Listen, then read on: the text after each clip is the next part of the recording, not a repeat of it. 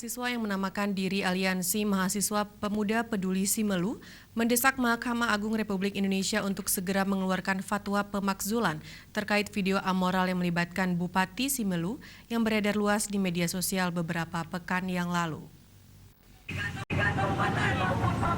Aksi unjuk rasa di bundaran Simpang 5 Banda Aceh Rabu pagi dengan mengusung spanduk dan sejumlah poster. Puluhan mahasiswa yang tergabung dalam Aliansi Mahasiswa Pemuda Peduli Simelu secara silih berganti melakukan orasi.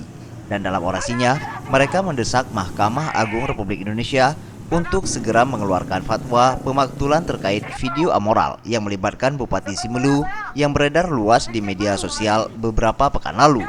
Dan video tersebut mereka nilai telah mencoreng nama baik Kabupaten Simelu.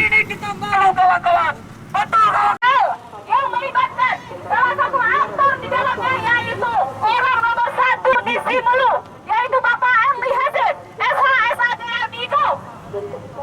Selain mendesak Mahkamah Agung Republik Indonesia, dalam aksi tersebut mahasiswa juga meminta Kementerian Dalam Negeri untuk segera mencopot Bupati Simelu Erli Hasim dan meminta Dinas Syariat Islam untuk mengambil sikap tegas terhadap Erli Hasim sesuai dengan kanun syariat Islam yang berlaku di Aceh.